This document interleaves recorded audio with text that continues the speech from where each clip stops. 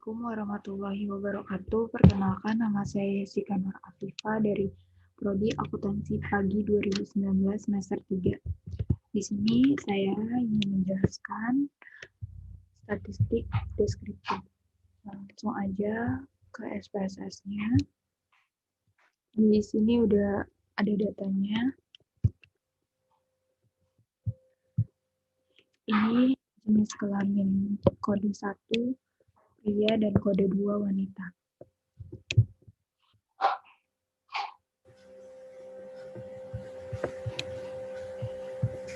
Langsung aja kita ngasih sinyal dulu ke SPSS-nya.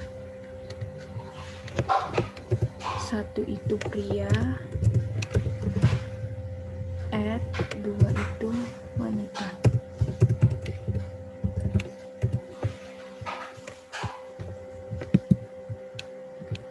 Dan akan begini nantinya. Langsung aja ke cara buat diagram batang. Caranya itu graphs, legacy dialogs, pilih yang bar, define, summaries for groups-nya masukin di jenis kelamin. Karena ingin mendeskripsikannya.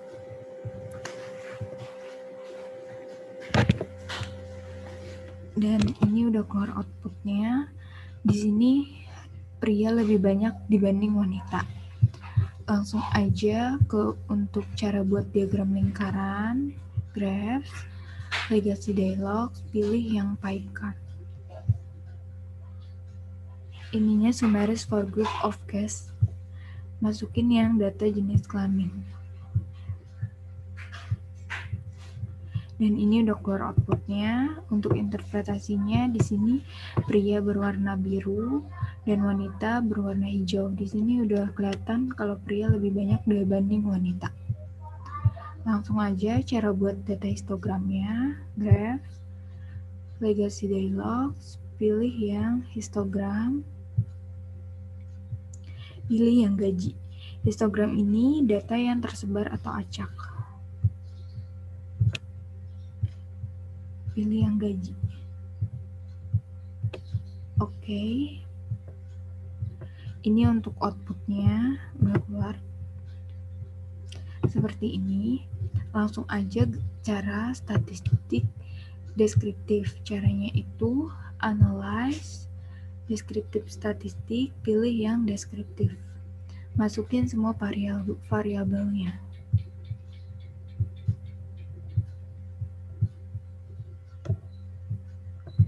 Optionnya, pilih yang mean, sum, standard deviation, minimum, maksimum,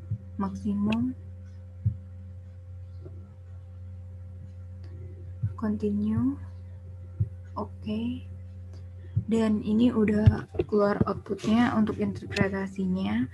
Jenis kelamin 15 orang dengan nilai minimum atau usia paling muda 1 dengan maksimum atau usia paling tua 2. Untuk sum jumlah keseluruhannya 22 dan meannya atau rata-ratanya 1,47 dan standard deviation-nya 0,516. Di sini kenapa validnya 15? Berarti semua datanya kebaca dan tidak ada yang missing.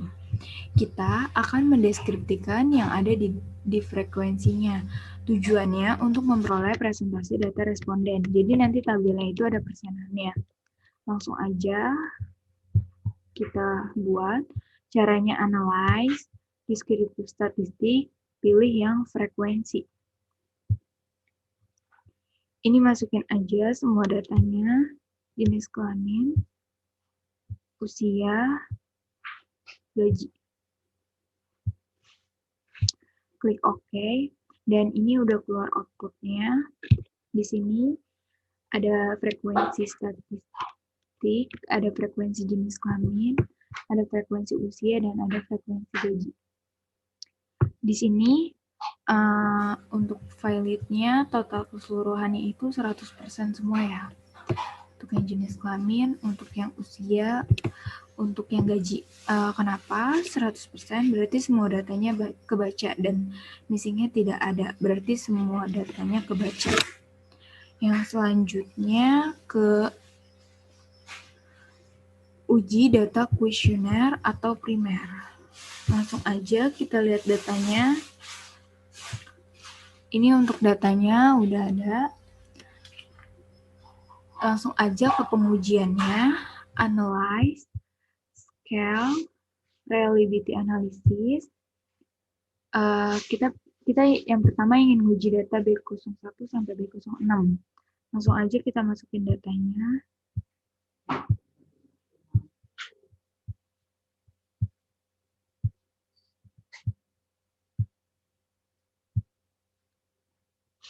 Terus ini kita pilih statistik, yang descriptive for-nya kita pilih scale if item delight. Continue, oke. Dan udah keluar outputnya. Seperti ini outputnya. Langsung aja ke yang penguji data M. Caranya sama, analyze, scale, reliability analysis. Ininya di remove, diganti data yang M. Masukin data M01 sampai M05.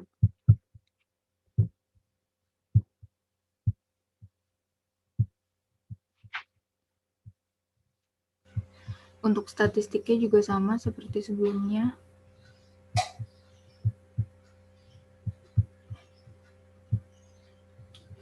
Dan ini udah keluar outputnya. Langsung aja ke penguji data yang W.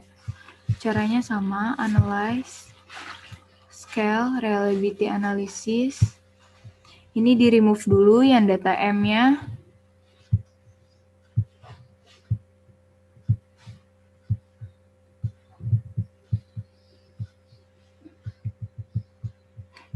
Masukkan data W-nya. W01 sampai W07 ya, untuk data W. Berurut, jangan acak. Untuk statistiknya sama seperti data B, jadi nggak usah diubah lagi.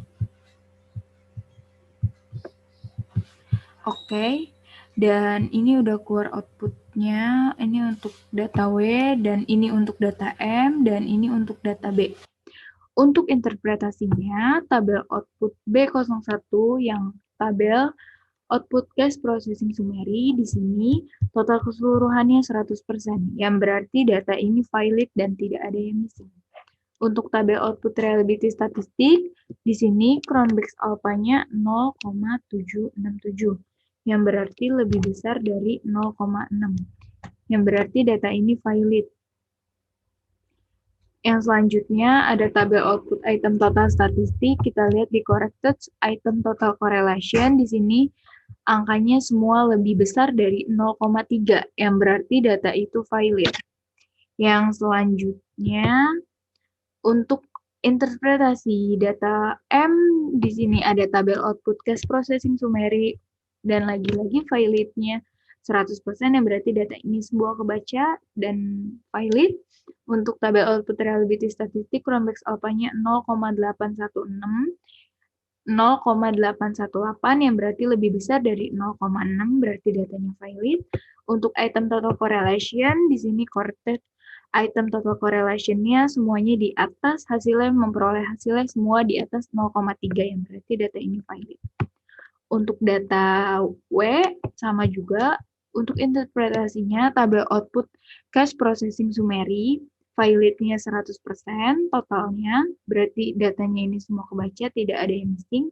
Untuk reliability statistiknya, Cronbach's alpha-nya 0,778, yang berarti data ini lebih besar dari 0,6, yang berarti valid. Dan item total statistiknya, di corrected item total correlation, angkanya memperoleh hasil yang semuanya lebih besar dari 0,3. Berarti data ini valid. Yang selanjutnya ke pengujian data, uji normalitas pada data kuesioner primer. Untuk datanya sama kayak sebelumnya, tapi di sini ada penambahan kolom baru kayak total B, total M, dan total W. Langsung aja caranya. transform compute variable total B al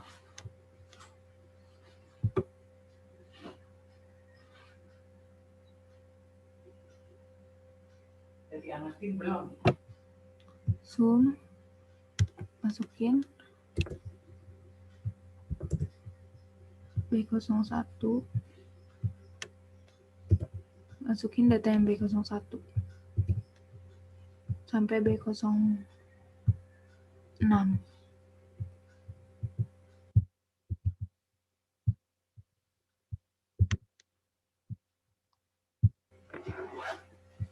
Langsung klik OK.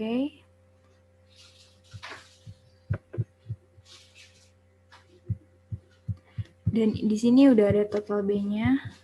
Kita kasih label itu untuk total B, motivasi berprestasi. Ini udah ada hasilnya. Seperti ini.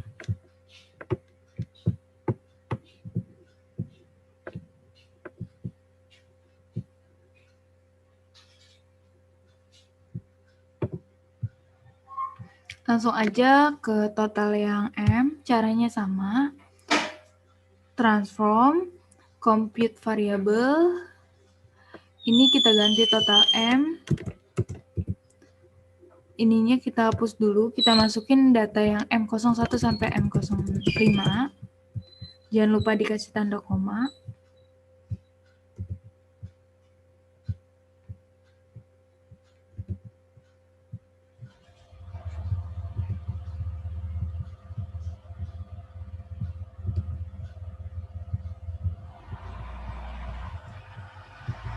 Oke.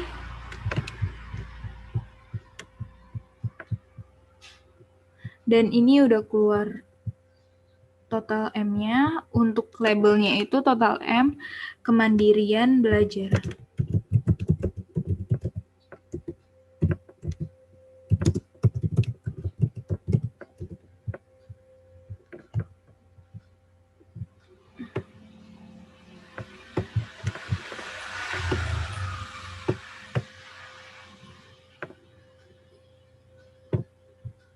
Untuk total data W sama transfer compute variable, ini kita ganti total W.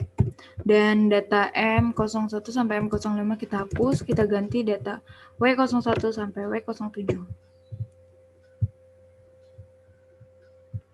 Ini kasih koma ya.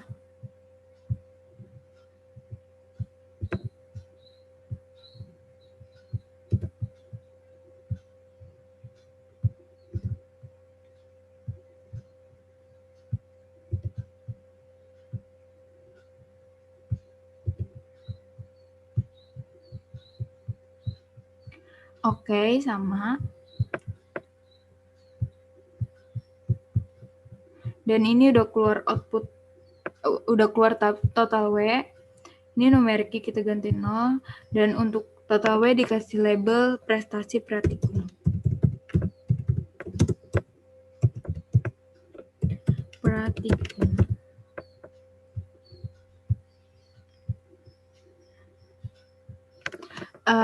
Langsung aja, ini kan sudah ngetotalinnya, langsung aja ke pengujiannya. Analyze, regression. Ini pilih yang linear. Dependennya itu kan variabel Y, berarti masukinnya prestasi praktikum. Dan independennya motivasi berprestasi sama kemandirian belajar. Statistiknya untuk di pertemuan selanjutnya dan plots-nya masukin histogram dan normal probability plot. Continue. Save. Ini pilih yang unstart digit. Continue.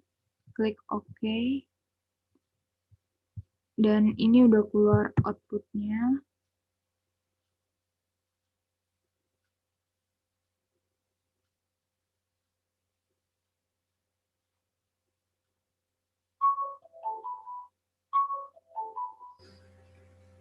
Ini udah keluar, ini untuk data histogramnya, tabel output histogram, ini tabel output normal PP plot. Sebelum saya menginterpretasinya, tabel outputnya saya ingin menguji ke one sample QS terlebih dahulu, biar nanti sekalian ngejelasinnya. Caranya itu, analyze non-parametric, pilih yang legacy dialogs, pilih yang one sample QS. Masukin yang unstart dessert. Ininya tes distribusinya normal. Klik OK. Dan ini udah keluar outputnya. Untuk interpretasinya, tabel output histogram tandanya data ini tuh normal. Karena secara kasat mata, kita udah ada data diagram batangnya.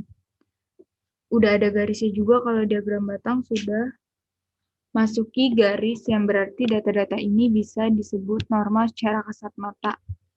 Dan selanjutnya ada tabel output normal PP plot. Di sini ada garis diagonalnya dari 0,0 sampai atas. Di sini titik responden ini dari bawah sudah mengikuti garis diagonalnya yang berarti datanya normal.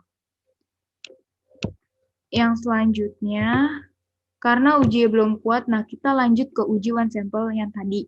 Pengujian ini tuh bisa memastikan data itu normal atau tidak normal. Bisa menguatkan gitu. Di sini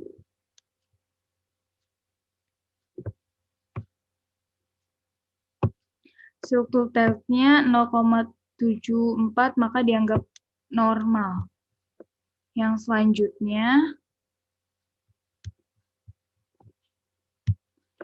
selanjutnya ke pengujian data one sample t-test.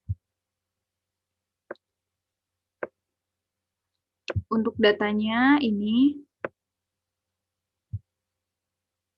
untuk datanya. Langsung aja ke pengujiannya. Caranya itu analyze, compare means, pilih yang one sample t-test. Kita masukin tes variabelnya ke yang berat badan, tes value-nya 55, karena acuannya 55. Klik OK.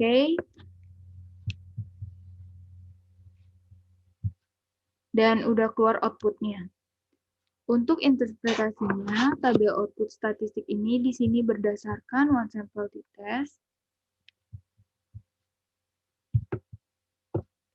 memperoleh hasil dengan rincian nilai statistik deskriptif, yaitu nilai jumlah atau N ada 10 orang. Nilai meannya 59,00 dan standard deviation-nya 7,379 dan standard error mean-nya 2,33.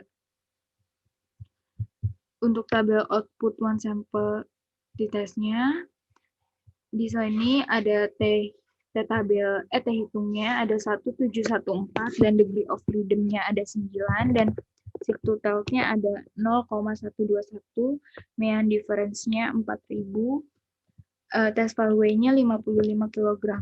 Kenapa di rata-ratanya yang keluar 59? Jadi meskipun data rata-rata di sini 59, karena mendekati 55 maka masih dianggap sama. Selanjutnya kita akan mengambil keputusannya. Keputusannya yang ada di sini kan tadi nilai rata-rata 59.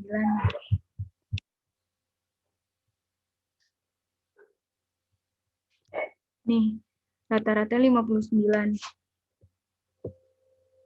Masih sama dengan 55 karena mendekati, berarti hipotesisnya HO sama dengan nilai rata-rata berat badan FEBRC 2019 sama dengan nilai 55 kg.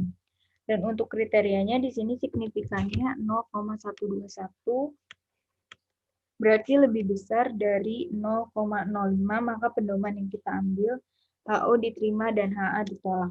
Berarti rata-rata berat badan mahasiswa FEBRC sama dengan nilai 55 kg. Untuk T tabelnya, T hitungnya di sini sebesar 1714. Kita bisa lihat di tabelnya.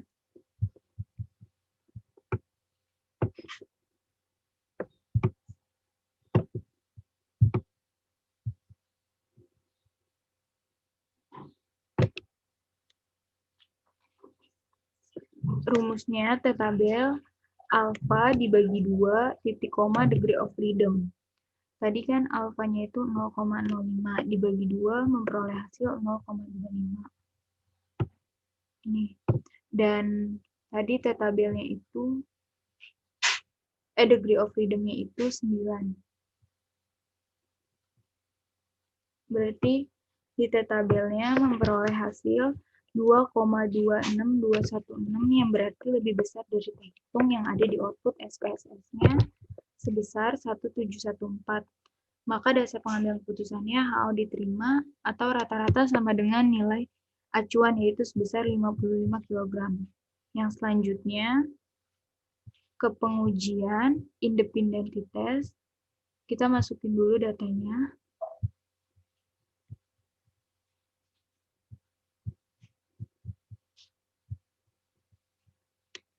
Ininya ganti Excel. Pilih yang independentitas.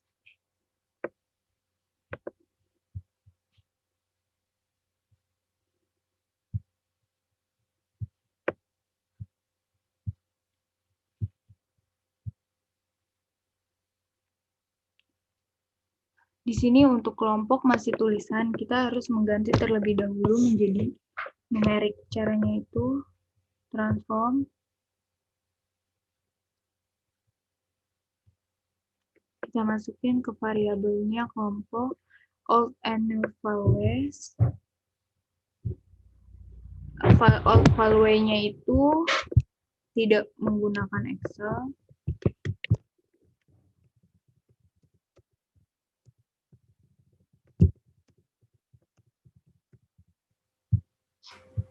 Satu, add menggunakan Excel.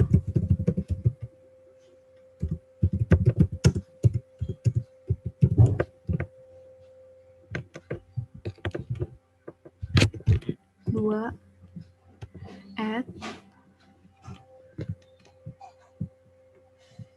continue, klik OK.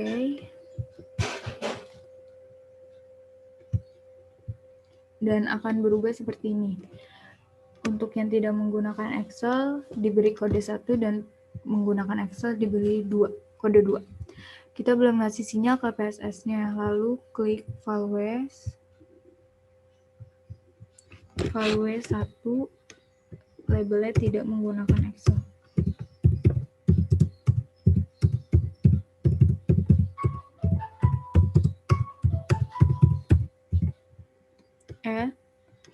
Yang duanya menggunakan Excel.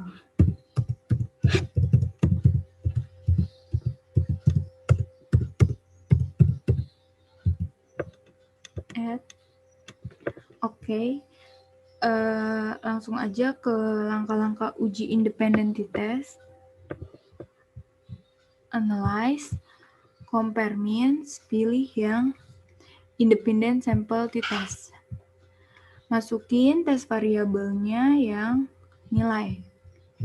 Dan untuk grouping variabelnya, masukin yang kelompok. Oh iya bentar, ini diubah menjadi numerik dulu ya.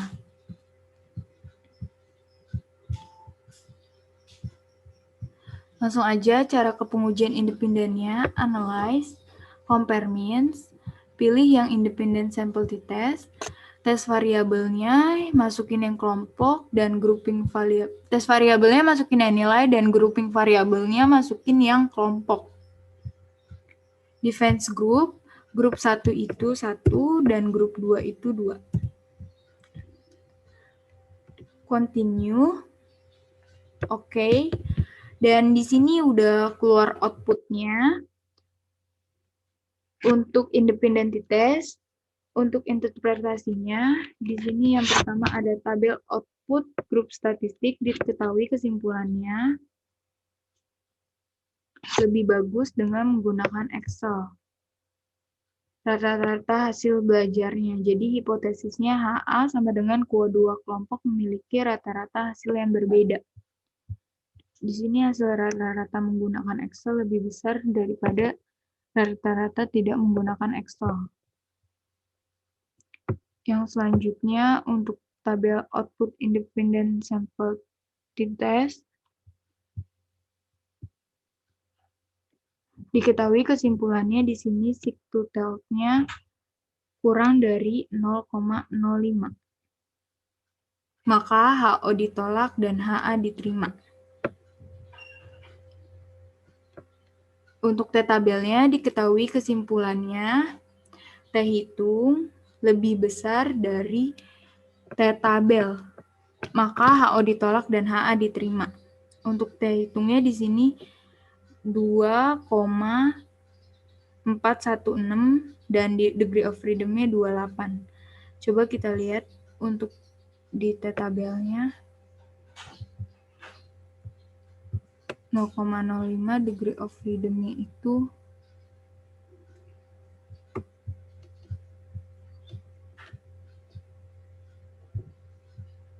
28.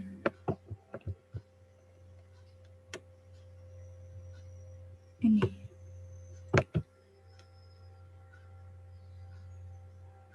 Hasil memperoleh hasil 2.04841. Yang berarti lebih besar T hitungnya daripada T tabel, maka HO ditolak dan HA diterima. Yang selanjutnya ke pengujian per sampel t-test. Kita ambil datanya dulu dari Excel.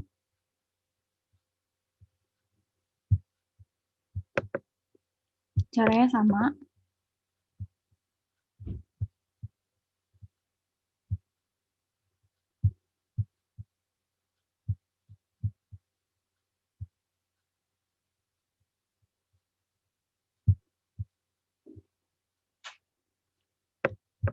Desimalnya ganti 0.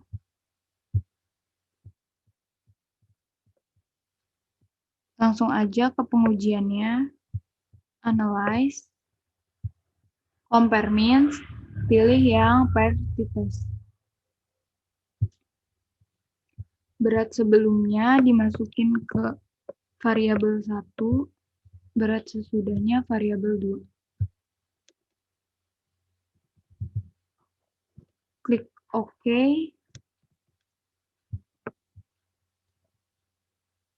Dan udah keluar outputnya. Untuk interpretasinya, untuk sig-to-telt-nya,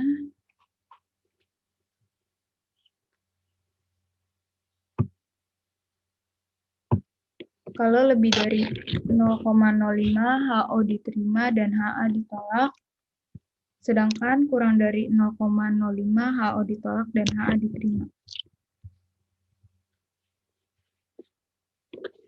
Yang selanjutnya,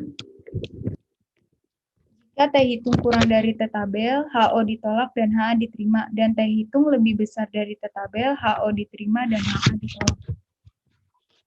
Ini T hitungnya 6.630 dan degree of freedom-nya 15. Kita lihat. Tadi kan 0,025 ya, degree of freedom-nya 15. Nih. T tabelnya itu memperoleh hasil 2.13145 dan T tabelnya memperoleh hasil 6.630. Di sini T hitung lebih besar dari T tabel. Maka HO ditolak. Nah, kesimpulannya, untuk interpretasinya, tabel output PERT diketahui kesimpulannya rata-rata sebelum diberi obat 6,681 dan sesudah diberi obat 61.94. Dan tabel output per sample correlation-nya menunjukkan kolerasi dua data sebelum dan sesudah nilai signifikannya 0,00 yang berarti lebih kecil dari nilai probabilitas 0,005. Untuk tabel output per sampel-nya, nah kesimpulannya HO ditolak dan HA diterima. Dengan jawabannya adalah HA karena ada perbedaan rata-rata. Yang selanjutnya, langsung aja ke pengujian one way ANOVA.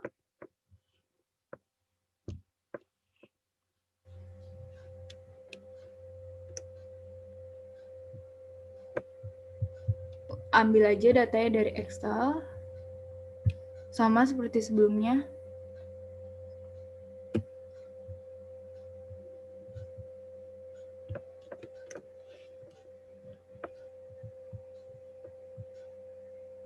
One way ANOVA atau satu arah.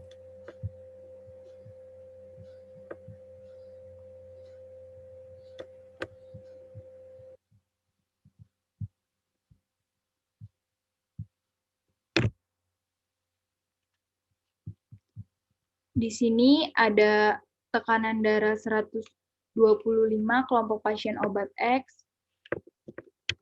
Dan selanjutnya, di sini udah ada datanya tekanan darah 125 kelompok X dan tekanan darah 125 kelompok Y dan tekanan darah 145 kelompok Z. Untuk type di sini masih string. Kita harus ubah ke numerik dengan cara klik transform, pilih yang record into some variable. Kita masukin variabelnya yang tekanan darah. Kita masukin yang kelompok pasien. Alt and value-nya obat X 1 add obat Y2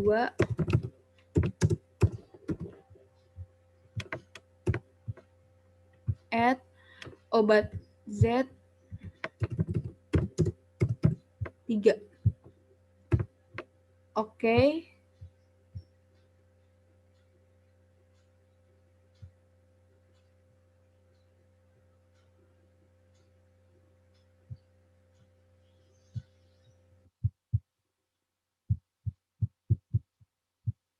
Dan ini akan berubah otomatis.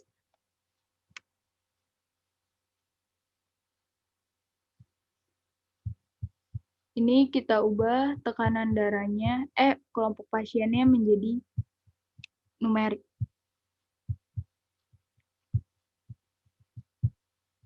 Kita masukin dulu. Kita ngasih sinyal dulu ke SPSS-nya. 1 obat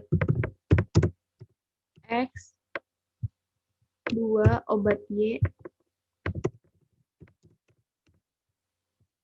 3 obat Z.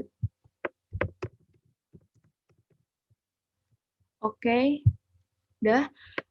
Masuk aja ke penguji one way ANOVA-nya dengan langkah-langkah analyze, compare means, pilih yang one way ANOVA.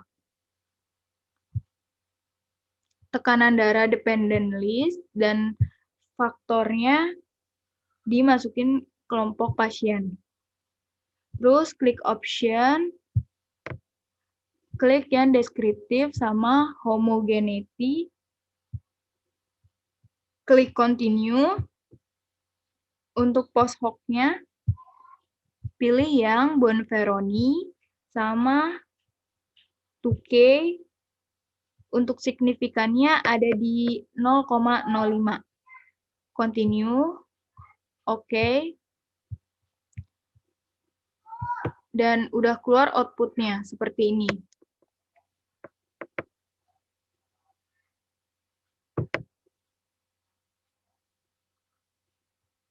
Untuk interpretasinya, yang pertama, keluar tabel output deskriptif. Jumlah pasien yang digunakan sampel sebagai peneliti adalah sebanyak 21 orang. dari masing-masing obat X 7 orang, dan obat Y 7 orang, dan obat Z 7 orang. Dengan mean rata-rata darah memperoleh hasil ke total keseluruhannya 134,0 dan standar deviation-nya dengan total 18.071 dan standar error mean-nya 3.943 dan minimumnya tekanan darah terendahnya itu memperoleh total 105 dan maksimum tekanan darah tertinggi memperoleh total 175. Untuk kedua, ada tabel output test of homogeneity of variance. Untuk interpretasinya, test of homogeneity of variance judulnya menguji kesamaan varian di tabel test of homogeneity of variance ditujukan untuk melakukan uji kesamaan yang homogen. Hal ini menyebabkan menjadi salah satu syarat melakukan uji ANOVA pada satu arah apabila data mempunyai yang sama atau homogen. Jadi kita lihat dulu di test of homogeneity sebelum uji ANOVA, dia sama apa enggak. Di sini memperoleh signifikannya 0,708 yang berarti lebih besar dari 0,05. Yang berarti data tersebut memiliki varians yang sama. Untuk kesimpulannya bahwa varians dari data ketiga kelompok pasien dengan tekanan darah tertinggi tersebut memiliki varians yang sama atau homogen. Jadi data ini sudah memenuhi syarat untuk pengujian one-way ANOVA. Yang ketiga, untuk interpretasi tabel output ANOVA, di sini untuk hipotesis dan kriterianya, untuk hipotesisnya HO sama dengan rata-rata tekanan darah orang peminum obat X, Y, Z adalah sama. Dan HA rata-rata tekanan darah orang peminum obat X, Y, Z tidak sama atau ada perbedaan. Apabila lebih dari 0,05 maka HO ditolak dan HA diterima. Untuk kriterianya, apabila kurang dari 0,05 HO ditolak dan HA diterima.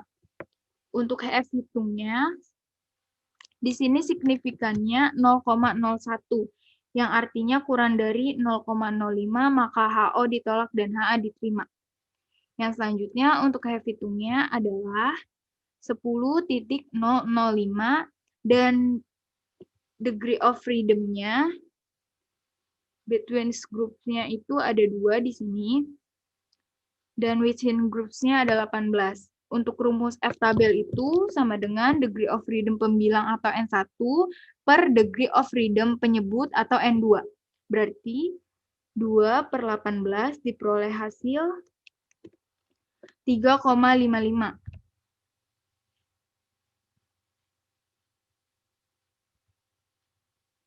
Ini.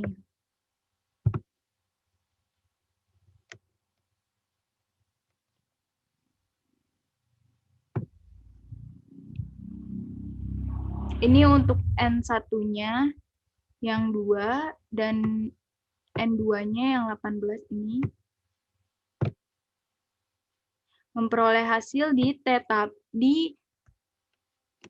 F tabelnya yaitu 3,55 yang berarti kesimpulannya F hitung lebih besar dari F tabel. Lebih besar kan? Dari ini. Mana ya? Nih, lebih besar dari ini.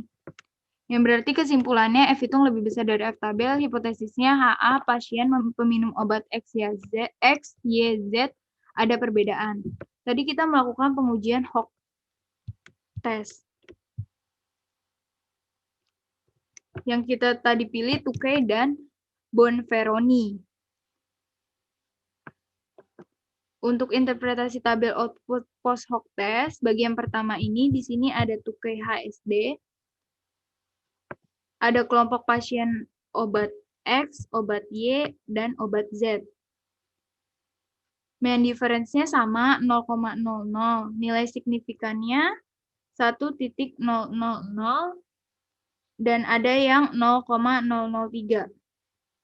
Di sini menunjukkan perbedaan yang signifikan dari 1.00 ke 0,003, maka ada tanda bintangnya. Ada tanda bintang ini loh. Yang selanjutnya,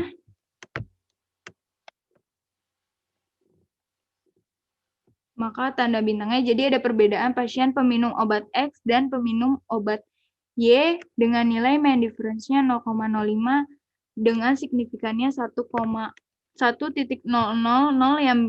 yang lebih dari 0,005. Maka perbedaan rata-rata tekanan darah pasien tidak signifikan. Bagian kedua di sini ada Bonferroni, ada pasien obat X, obat Y, dan obat Z.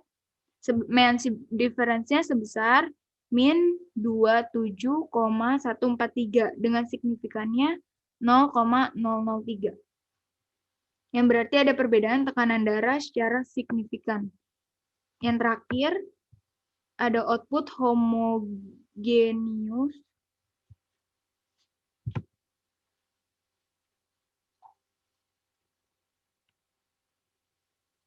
Bentar.